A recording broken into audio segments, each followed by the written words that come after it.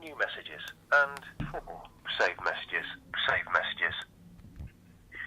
Hi Stevie, it's Rob here. Yeah, I got your text. I've got those questions for the day. I haven't gone through them yet. I'm sorry I didn't get back in London. It was a kind of mad day. I ended up ripping my jeans. So after soundcheck, I had to go and try and find a pair of jeans, which I couldn't find in shorts to wear on stage under my trousers. So anyway, it was a bit of a mad one. But yeah, I might struggle to get the questions back before tomorrow lunchtime, because I've got the gig tonight and then obviously the little ones tomorrow morning.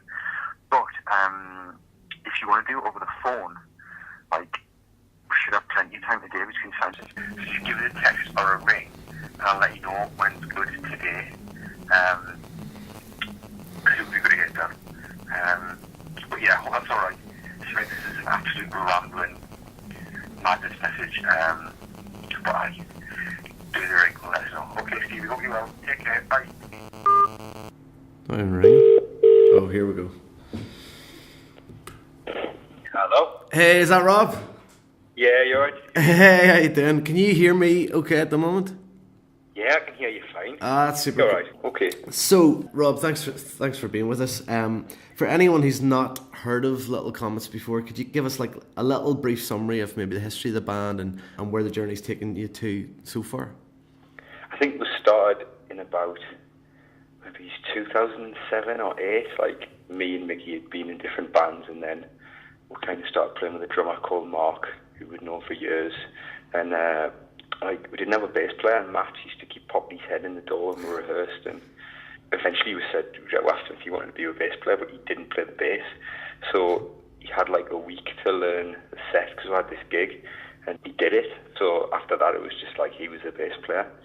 And then we just started doing gigs all over at that point. So we'd like contact people on Facebook if we were having house parties or anything, and just because we wanted to go and play at people. We didn't mind about playing in venues or like getting paid to play in other cities. We just really wanted to, just like play music to people, because I think people like tended to like the music if they heard it. So I think we thought it was important to let as many people hear it as possible. And then I think in about 2008 or 9, somebody showed it to Hugh Stevens, and he started playing it on the radio.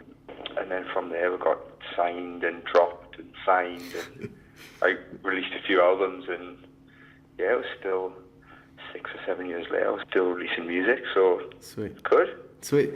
Well, you're up to album number 4 now, so the new album Warhead's just come out. It's the 4th album in. I'm just wondering, this time around, has there been anything that's been majorly different? Yeah, I'd say each album, like, we really try and concentrate on not having like a big pick. This is kind of the album that we want to create, the sound of it, or the lyrical content. We'll try and be really loose with it and just sit in a room and write, because that way it gets its sound from the fact that it's just a snapshot of our lives in that time when we're writing, and that tends to be the influence and how we're relating to. I don't know, like, I'm not very good at expressing myself. But like, I tend to do it in song. Yeah. So the albums always get the sound from that kind of looseness of approach in the writing. But this one was different in that we went back to like the last albums 2 and 3. We recorded them in quite a not piecemeal approach, but it was like we did the drums, and then we'd do the bass, and then the guitars, and we'd kind of build it up in that way. Yeah. So it was really methodical, but this time around we went back to recording in a similar way to we did with the first album. So for most songs, like, me and Nathan tracked the bass and drums together, or the guitars and drums together, and I think we found from that it was a lot livelier at the bottom end. So it was maybe a little bit looser in the playing, Right. But it had more sparkle and more crackle to it. So it mightn't be as polished in the whole, but it was easier to add layers because we didn't have to really think about where all the pieces were fitting, if that makes sense. Yeah, yeah. And I was going to say, the next thing I was going to ask you was what was on the lyrical agenda this time, but you were sort of saying there maybe that you weren't beginning with necessarily something as clear as that in mind. It was more kind of like developing. But was there anything like overall lyrically that you maybe were thinking about this time more so than previous albums? Yeah, I think like my little boy William's at the point of his life now where he's starting to kind of like realise a bit more about the world, that it's not just this fantastic innocent place. Like he asked us a few months ago, or like he was like, "Daddy, will I die?" And like we had that little conversation, and it was a real eye opener for me about, you know, like in the next few years he's going to see the world in like the negative things about the world and the positive things, and how it's like a big responsibility for me and Joe to like guide him through that, and to take in things that are negative, but try and like you can't have like positive solutions when you're 7 or 8, but you know, like taking that information in a good way and like try and like ultimately be a good, responsible citizen in the world. And I think this album's almost a bit like a preparation for me having those conversations. I think that's kind of the way the way that I thought about it a bit, and just like the way the world's been in the last couple of years, like it's really. Like I remember last summer, I was like standing outside, and there was like a storm, and it was like I felt like the power in nature was there, and in a similar way, that's how I just felt minuscule, and I felt exactly the same the day after we voted to leave the European Union, and I felt exactly the same the day after Trump was elected president. Just that if people consolidate and begin to move like like nature does, it can be like an almost unstoppable destructive force. Yeah, but in the same way, people can come together and move in a positive way. I was speaking to some guy, a lad that we know really well in Newcastle. I hadn't seen him for about 10 years, and we saw him the other day in Newcastle. He's really involved in like protests, pretty much against like everything that I stand for. He's a total activist, and he was talking about how it's about harnessing all of the energy that people have got at the minute and using it as a vehicle for, to have like an antidote to kind of the illness that seems to be sweeping the world at the minute. Yeah, no, totally. Yeah, I mean, I think you've answered quite a few questions that I had coming up in that. That's all good stuff. I'm knocking you. No, it's absolutely marvellous. Oh, one thing I didn't want to skip over, the title of the album Warhead with an O. Am I really daft here and ignorant? Is it a place or anything, or was that just a play on words, or what was the origin of like in northeastern dialect, war is our, and the song Warhead, when I was writing it, it was kind of about, I was just disgusted about how anybody could decide that they wanted to spend billions on renewing a weapon of mass destruction when there's, what could you spend that money on to enrich society? And I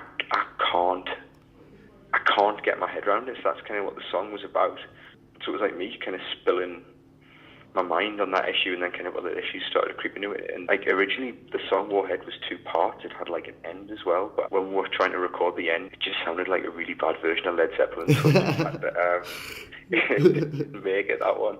I remember thinking, that's quite a weird name, title for a song, but that might be a good name for an album. And when I said to Mickey and Matt, they quite liked it, so we kind of went with it. Yeah, that's sweet.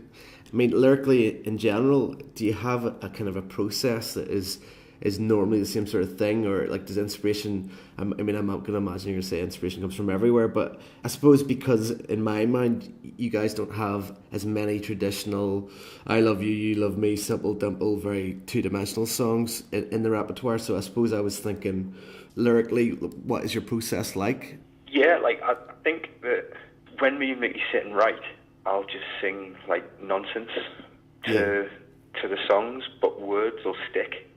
And then when the structure of the song's finished and I'm working on the lyrics, I kind of know from the words that have stuck during the kind of jamming what the song's going to be about.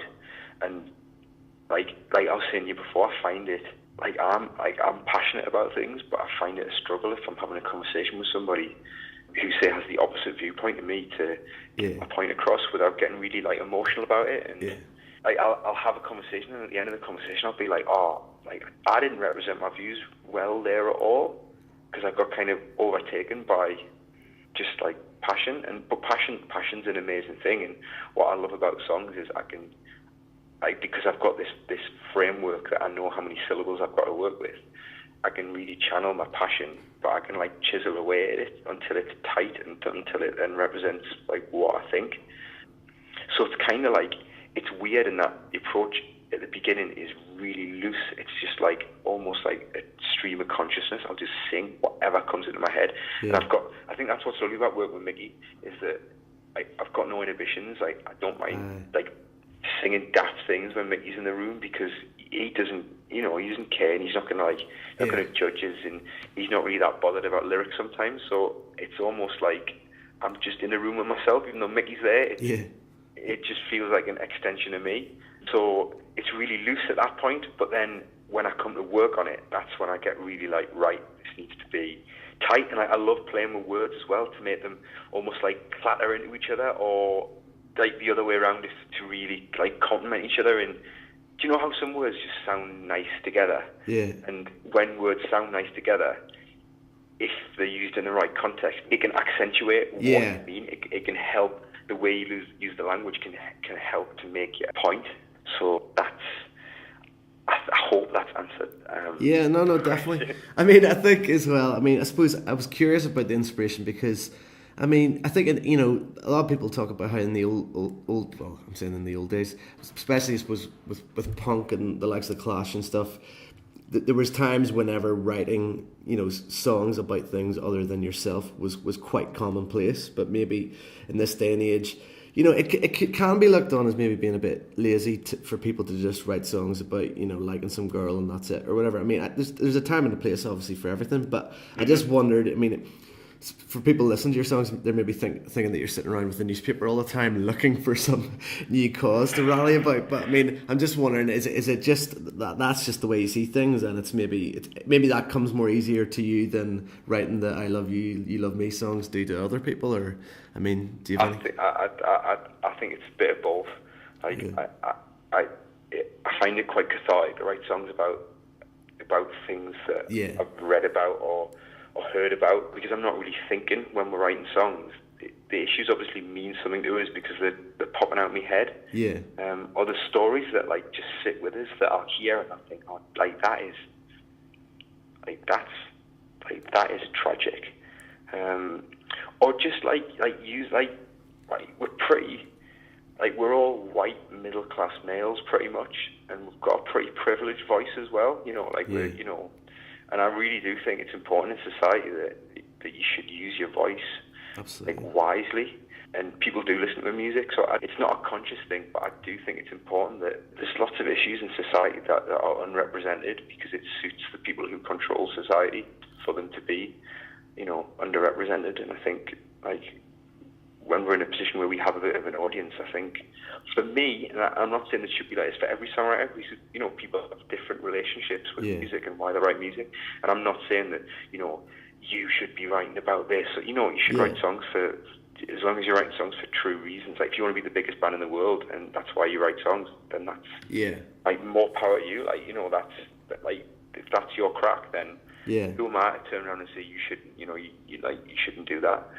But for me, I personally, I do like to find that story that maybe somebody hasn't heard about, and that's moved me and thought, well, that's made me think differently about that subject, or that's made me find out more about that subject. Like, I want to share that story with other people, so they can maybe engage with an issue in society that they maybe haven't thought about before. Yeah, absolutely. In the same way that's affected me. The other side of it is I think I do fundamentally find it difficult to write songs about me personally, like my life. But I think I'm not that interested in exploring my personal life in music, because I don't really need to. It's quite simple. I don't have, a turbulent relationship. I don't, I don't need to write a song to encapsulate what the crack is with me and Joe. Common Things is a bit of that. That is our life. We just take pleasure from really like simple things. Yeah. That's almost like me saying I don't really need to write songs. Yeah. No, totally. Well, I see. On that note as well, I mean, this is going to be too vague, and you'll probably not want to do this one. But I was going to say, is there a lyric that you're the most proud of when you think through all the stuff?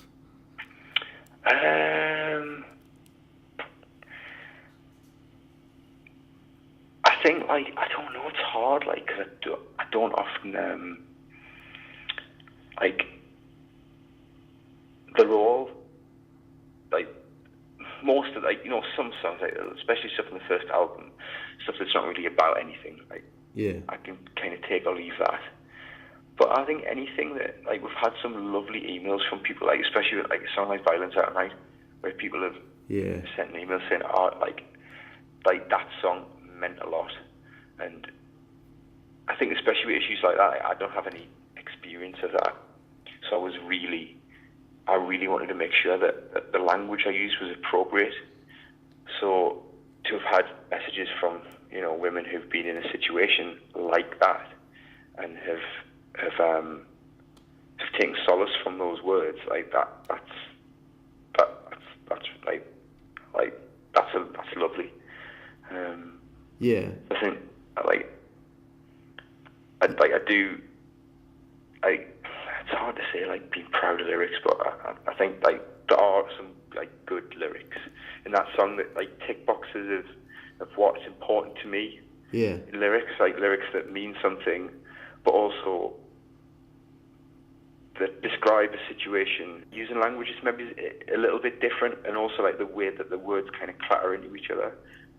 Yeah, absolutely. I mean, that's my take on your songs for sure. I mean, I was gonna sort of bring me on. I was gonna ask you maybe specifically about some of the songs. Again, you can feel free to give as much or as little on this, but The Onion is obviously one that I kind of hold up high. I think it's one of the best lyrics actually I think I've ever heard. But I think it's really, especially for the time that it's in, I think it's very poignant. But I was going to ask if you could maybe, for our listeners, some of whom won't have heard the song before, I was just wondering if you could maybe give us a little bit of an insight what that one was about. And also, this is sort of an additional one. I was wondering, it's sort of got the line in it, while all the other songs go, and then the na-na-na bit. And I was wondering, with that specifically, did you have something in mind? Did something spark that or trigger that in particular, or was that just sort of a general thing? But anyway, I'm waffling here myself. I was going to say, in terms of the actual lyric, could you maybe give us a wee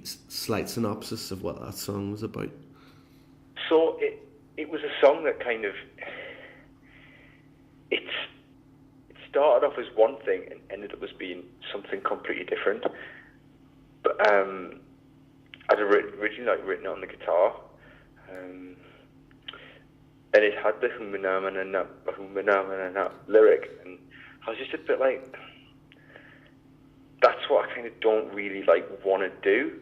So I was thinking about that, and it was at a similar time to the track Blurred Lines had been released, and we'd had some feedback that when Violence Out at Night went to radio, that it wasn't appropriate, the subject matter wasn't appropriate for radio, and I kind of found that a really astonishing statement. And this was for Radio 1 in particular. An astonishing statement if you consider the lyrical content of a lot of songs on Radio 1, because if you're gonna make a statement that one song is not suitable because it's about rape, then you need to be pretty sure that you therefore consider the lyrical content of all the songs you play on your radio.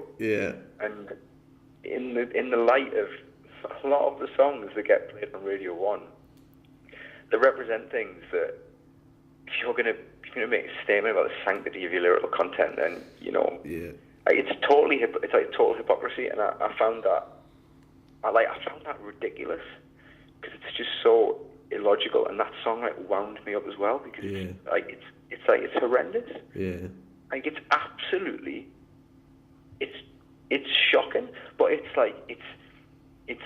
the tip of the iceberg. And this is where my thoughts were going, and this is why I have to write songs. Because I can't, I start to lose it. at this point, because it's like there's so much that's wrong with society, and this being the tip of the iceberg. And like you listen to the news, and it's men talking about things that men have done. You look across society and how like this like the gender bias is ridiculous. And I was like, oh, this is what this song is about. The kind of like, you know, like you hear people as well go, oh, does it annoy you that kind of like more artists aren't writing about issues that you know, and then the list the issues, and I'm like, well, no, because people are writing about that. Like loads of people write about really important issues. The problem is not with the amount of people doing it. The problem is the people who hold the keys. Don't play this music. So it was all kind of it was all mixed up in this little song that I was writing at the same time, and it became merged. And then Mickey was like, "It's awful on the guitar." It sounded like a really bad, like Red Hot Chili Peppers album track. And he was right. And he said, "Oh, try it on the piano." So we did, and we did it in like a couple of takes. And then he took it away at that point, and then he added the rest of the soundscape. And it's funny because Mickey doesn't really listen to lyrics in songs, but he got the soundscape in that song perfectly matches the lyric. I think it was, I don't know, it was kind of accidental, I think, but it works.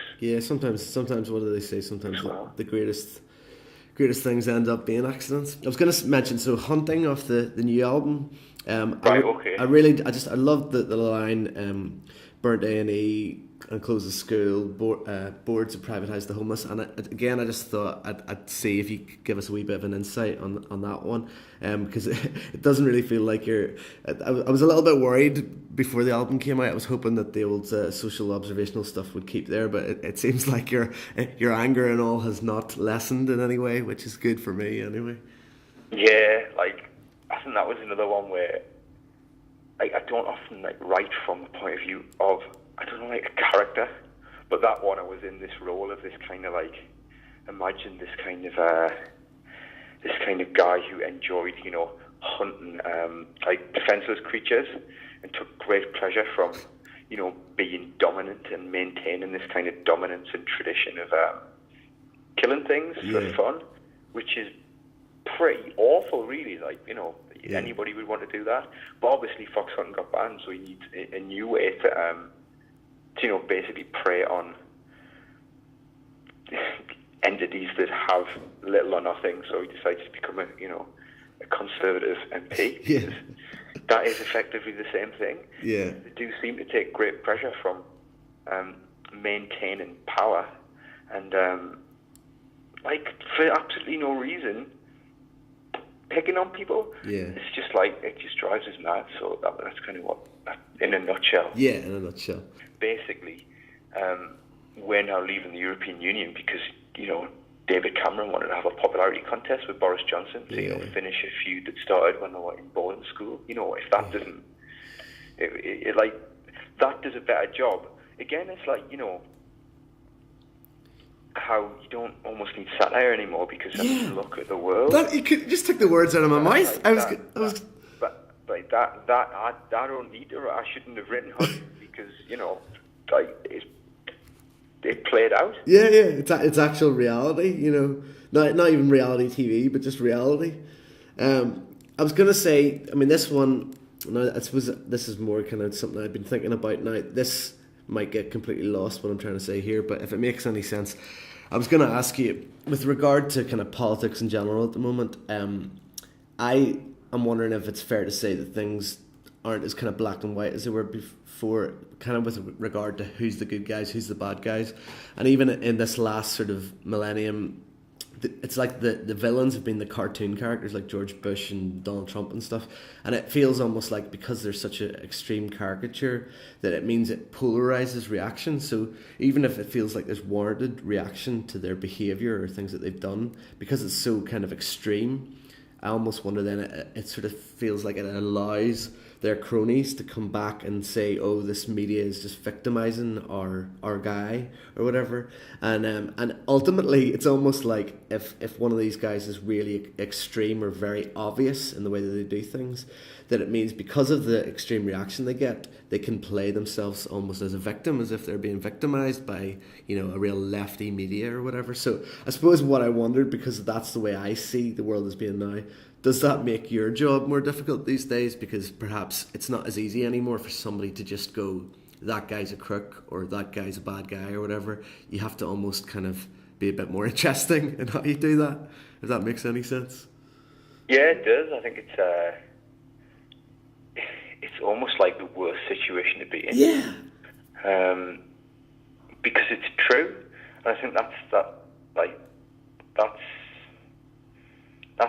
Like when you, like, it's almost like somebody's so horrendous that when you, when there's an allegation that perfectly describes what that person is, because it's so ridiculous, that becomes the defense. Yeah. You know, and that's I'm most of the time I'm quite logical, and I kind of can't deal with that because it simply doesn't make sense. Yeah. But when you're in a world in which I don't know, like I really don't think the media helps, because, you know, he's not the sharpest tool in the box, is he, by any stretch of the imagination? He's Donald Trump, but he still manages to use pretty basic tactics to outwit the entire media. Because anytime there's a story that is really dark and really, like, truly horrendous, he creates a soundbite about something which is horrendous but frivolous a lot of the time. Yeah. Or like throwaway, you know, like an allegation of, the White House was, you know, spying on us during the election. Something that's like, whoa, and it kind of, it takes all the attention away from the real kind of horror story. Yeah. Kind of the nuts and bolts, like the way that, you know, you can enact legislation which effectively encourages discrimination. Yeah. Like, that is hidden because of a soundbite, and I think that I don't understand why most of the media is still buys into that rather than think, you know what, I'm going to ignore that. Yeah.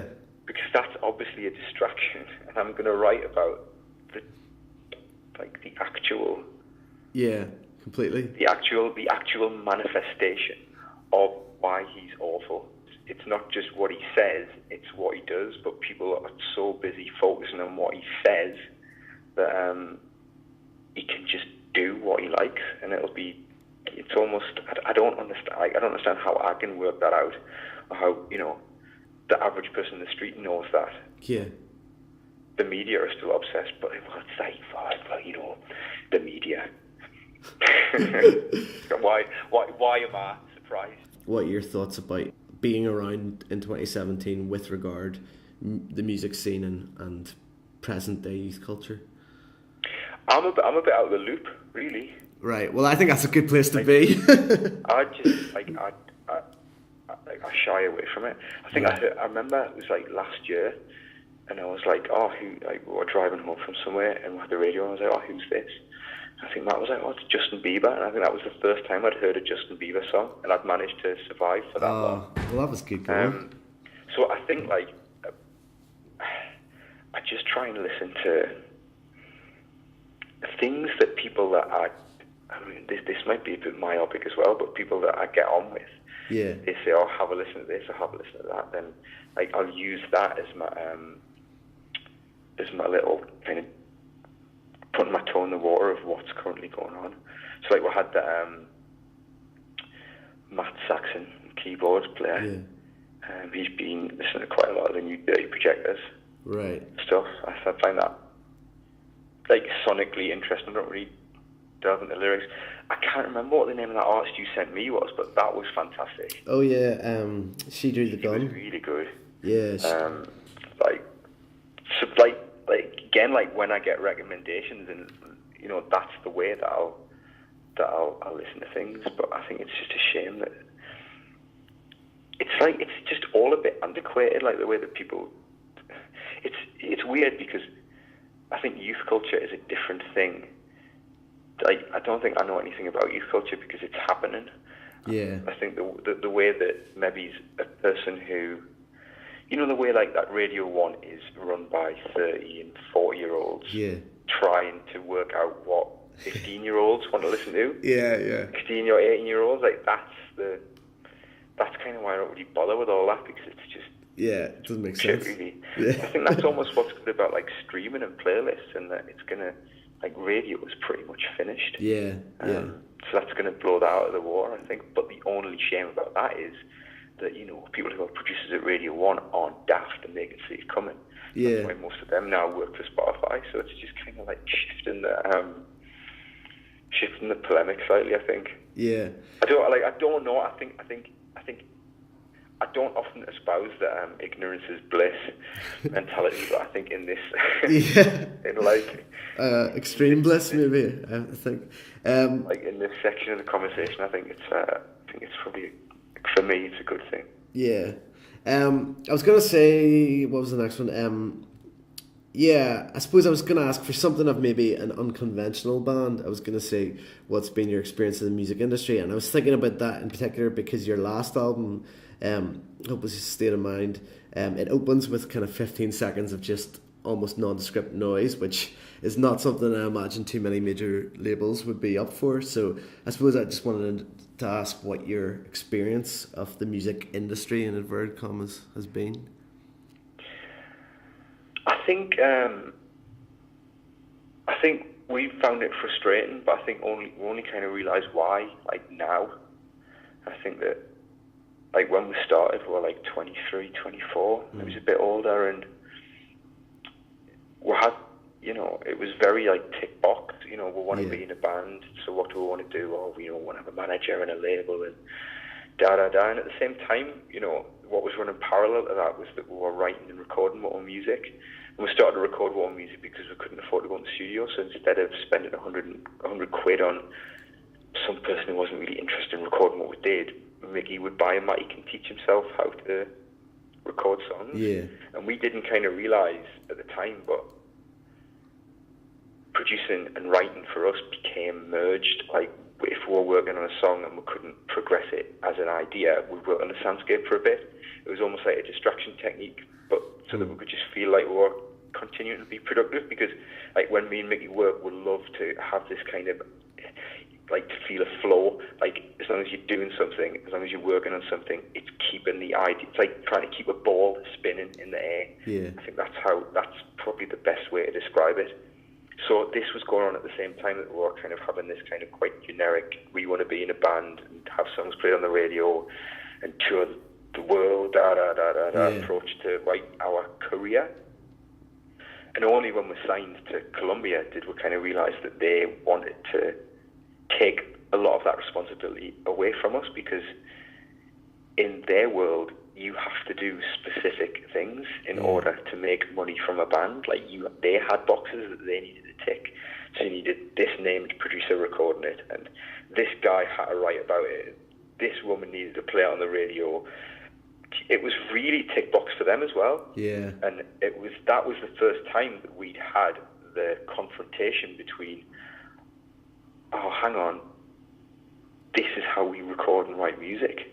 And if we start doing a lot of those things, it's going to dilute what we love doing. And I think that was the first time that we had to kind of come face to face with the, well, do you want to love what you do, or do you want to be in a band and tour the world and make loads of money and da da da? And I think it was that point that we're like, no, like, we'd rather just make things that we like and retain control of it. But by that point, it was really naive, really, not to realise this. But so eventually we got dropped by Columbia, and then kind of for a while found a bit of a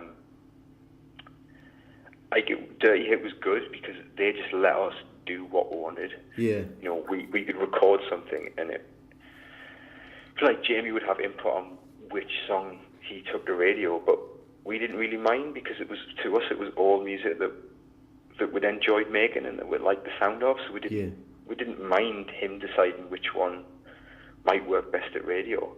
And I think the only reason we stopped working with them was because we got to a situation where he didn't have an option on an album, and we asked him if we could have a bit of an advance, and he didn't have any money for an advance. Yeah. So we worked out the only way we could continue as a band is if we released music ourselves. Yeah. And at that point, it was the first time in 10 years that we didn't have a manager, a label, a publisher, and like my 23-year-old version of myself would have been like, shit. Yeah. But I felt great. Yeah. Because I knew that if me and Mickey wrote a song tomorrow, it would be our song. Yeah. Like, no one would own it, no one would be able to tell what to do with it. And it's quite a romantic notion, but I think it was great because we then had the same relationship with writing songs that we did when we were 12 and 13, where we just sat in a room and wrote songs. And kind of that's what we had done for the first, second and third albums, but they'd all been kind of shrouded in a bit of, you know, the fact that we were very much operating within the music industry. And I think it was always frustrating. I think the main reason that we found it frustrating is that we're really honest and straight people, and that if we've got an issue, it's best to talk about it, or if somebody's got bad news to deliver, we'd rather it was delivered. Yeah. And we never, ever have had that. People always seem to not want to tell you if something's not going well, or like hide things away from you. And I think we still find that very hard to deal with because, you know, like with each other, we're not like rude with each other, but we're honest. Like if there's an issue, we kind of like to talk about it, because if you talk about it, you can solve it before it becomes, you know, something that isn't solvable. Yeah. So I think it's nice that we're in a position now where we are definitely on the periphery of the music industry. Like we're relying on certain aspects of it. Like, you know, we still have a booking agent, but we have a really great relationship with them because, you know, it's built on the fact that we have that mutual respect that we know that they do the best for us and vice versa. The fact that you guys have worked with and produced and toured with a lot of other British groups, including like 1975 and Catfish and the Bottlemen and that, is there part of you that kind of thinks about, you know, potentially that sacrificing artistic integrity for a bit more commercial success or whatever? But I mean, from what you've just said there, when it boils down to having control of what you're doing, it seems to be that's the more comfortable position. I mean, obviously everyone's going to take more money if it's thrown at them, but... Well, exactly, you know, if it comes with the... It's funny, we did a gig in Newcastle the other day. There was this young lad, and I was having a chat with him after the gig, and he was like, do you not look at like Catfish and 1975 and do you not think, do you not want that? Do you not want that level of success? And I just kind of thought, I just said to him, it wouldn't correlate with happiness. Yeah. Like, some of the best gigs we've done have been like in tiny venues, so there's no correlation there. There's no like, I know that if we were playing massive gigs, it would just be a different experience because we've played big venues and not enjoyed gigs in them. Yeah. So I know that I don't have this kind of hunger for to enjoy gigs more. I need to play bigger venues to more people. I kind of know that's not there. Yeah. Like you say, if somebody offers you 10% more money to do the same job, then you're going to take that. But like in my life, the point that me and Mickey all my lives both got young families. Even if a song went to radio and was a massive success, but we couldn't do anything with it because we're not going to go and tour the world for 12 months. And the relationship with Catfish and the 1975 have with their music is totally different. You know, like Van McCann, he sets out to write songs so that people can many people sing them back to him. Yeah. That's what he gets out of it. Yeah. And he does you know what I love about that it's such an honest relationship that he has with his music. So if I started sitting down to write songs, so people would sing them in a field back to us, it would no longer be honest. I'd no longer be being honest with myself, and I think the songs would suffer. And I think with Catfish and the 1975 is they're both truly honest with themselves as to what they want to achieve. I think 1975 were a great example that they were around for 5 or 6 years before it kind of all off. And it's funny, we toured with them 3 or 4 times, and they always had a real like existential or like identity crisis, and that they kind of never knew what type of band that they wanted to be. Yeah. And at the same time they were touring with us, they used to make these like silly songs. In the van they'd make these kind of daft, really, really pop songs. Yeah. Which the subject matter was, it was by the by, but because it was like they were making joke songs, just like comedy songs. But the actual melodies and the beats were ridiculously poppy. Yeah. And they got to a stage where it was almost like, look, we've been doing these songs for 5 or 6 years. Nobody has taken any notice of them. We were kind of worried with whether they'd keep going at the end of the tour. Yeah. For whatever reason, this pop music they used to make in the van, they kind of embraced it finally. And I think they finally realised that what they were was, 2 songwriters who could write fantastic, like poppy, top-line melodies. And I think when they finally embraced that, everything else fell into place.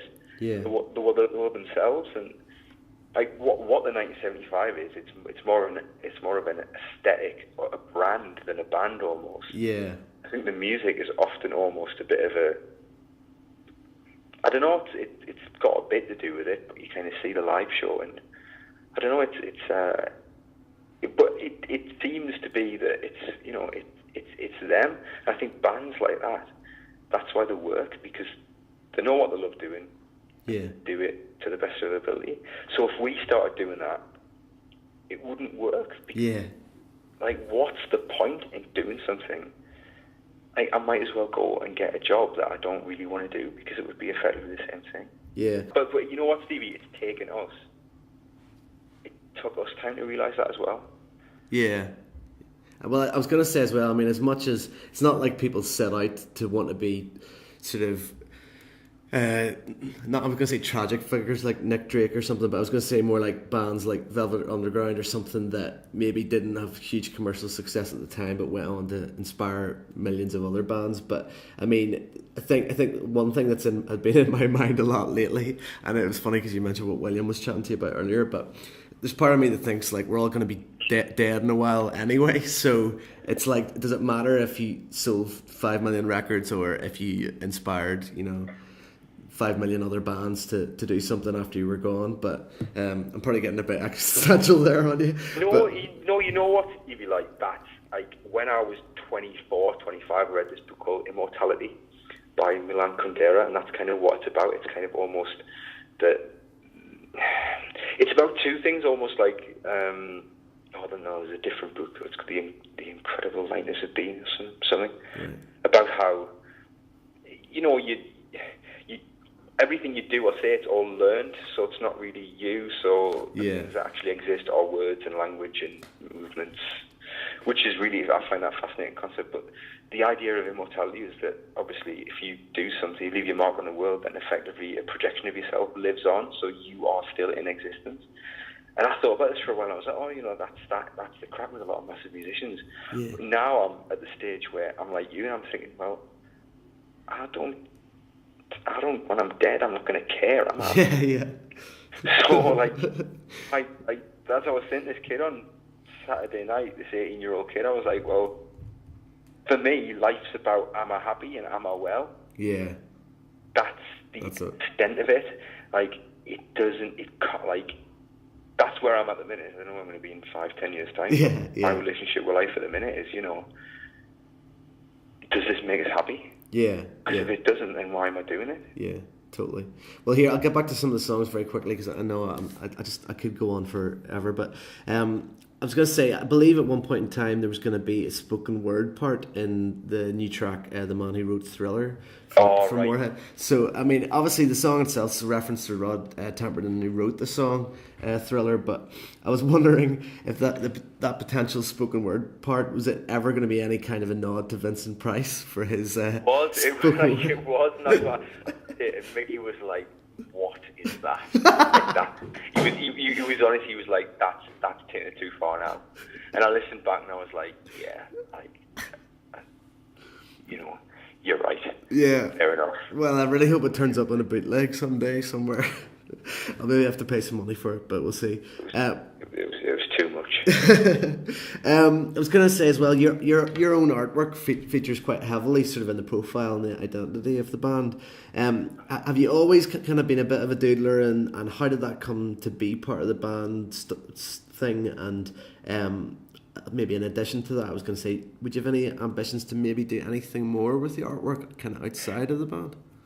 I don't know, because again, it was a necessity thing at the start. Right. When we used to do gigs in Newcastle, we used to make our own posters, and I'd do the posters because that was, we all had our own little jobs. Mickey did the production. Matt was maybe ringing around places, or Matt would help source gear and do a bit of the engineering, and I was anything artwork wise or lyric related. So that's how I started doing it. Yeah. I think again, when Columbia came along and we were getting people to work on the artwork, I was a bit but that's not how it looks. In my head, yeah, that's not how that song should look. Yeah, I'd never really thought about that before. So that's at that point I was like, oh, I'll do it. So again, it was something that started off as a necessity, and it became part of the process of what we do. But anything outside, I don't know, because I've never sat down. The only time I've ever done artwork is for a song, so I almost didn't know where to start. If it was just make a thing. I think I'm quite restricted as well because I can't draw. I've got the words, and I can kind of it's not it's like extreme collage, and that's it. What I do. Yeah, but I think that for me that is art. Art is almost undefinable or something. So I thought I'd ask you: is there any song or any songs in particular that over time that you've kind of that you've heard by other people and you've thought that is a song that I really wish I'd written? I mean, loads of songs. I have that all the time, literally all the time. Yeah, but they're all over the place. It might be really Let's Dance. Yeah. What an absolute tune! But then at the other side, it might be The Only Living Boy in New York, or any song that I love, and I love so many songs. Yeah. Has there been any ever that you've kind of almost felt I can't believe they got there first? Almost feeling I could have done that one if I'd had a bit more time or something. I've never had that. I think I'm really I'm definitely thankful for the fact that I can still listen to music without. I'm never ever resentful towards good music. Yeah. If I hear a good song, I can appreciate that it's a good song, and I'll never relate it to me saying, those.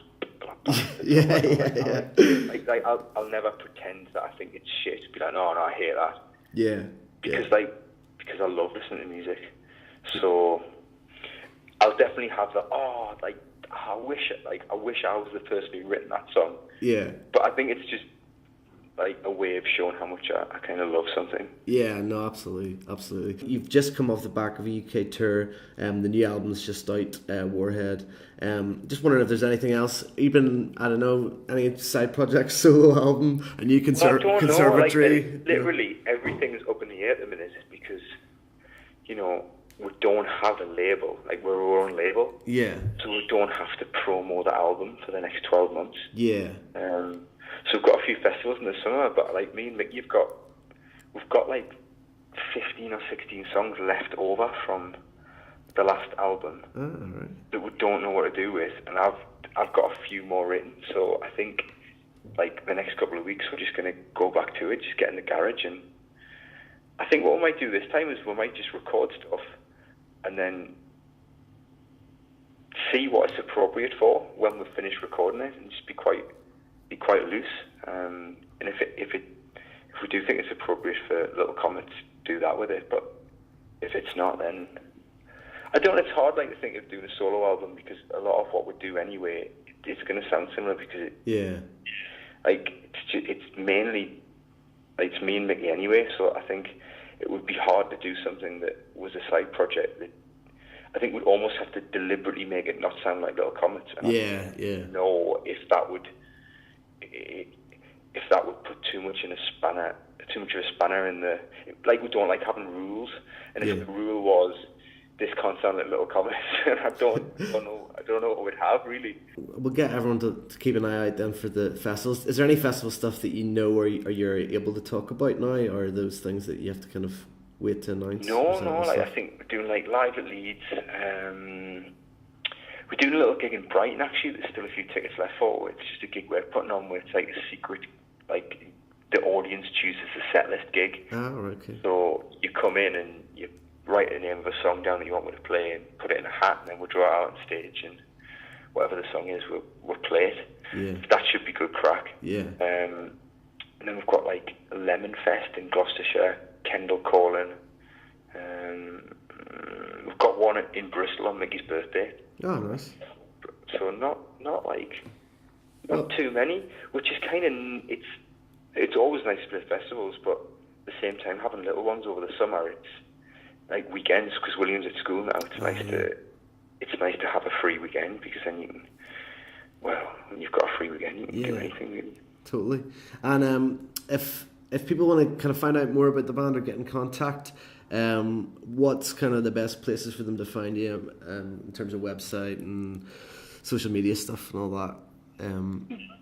Like, the website's just littlecomets.com, and then all of the Facebook and Twitter and Instagram are just Little Comets. Yeah.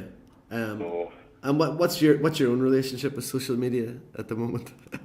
I kind of, like, dip in and dip out. I don't take it too seriously. Like, someone was saying the other day about how Instagram's like a game of how many likes you can get, but I don't really care. Yeah. Like, I don't do it like that. I like messing around with the filters, and just, if I see something or if something's a bit daft, same with Twitter. Like, I probably don't use it in the way that it's intended, but I think that's probably a good thing. So I'm kind of take it or leave it. I quite like Facebook just for people who I haven't seen in ages and might have had a baby or, married, or, so it's nice just to keep up with what people are doing. But that's probably the extent of it, really. Yeah. Well, here, I'll finish. Literally, I promise I'll finish on this one. We were supposed to do this at Coco the other day whenever you were in town for the gig. Now, if I can, I'm going to try to get the answer message off my phone. But right, okay. But you mentioned something about a trouser incident or something. Yeah. I was going to say, could you maybe enlighten me a little bit more about that? Yeah, like, I'd been in the playground with William, because we had, like, 2 weeks in between the tours, and I got, like, a hole in the crotch of my trousers, but it was just a little one, so I was like, I'll get that sorted next week. And I kept putting it off, and I thought, right, as soon as soundcheck's done, the Coco, because by this point the hole was pretty big.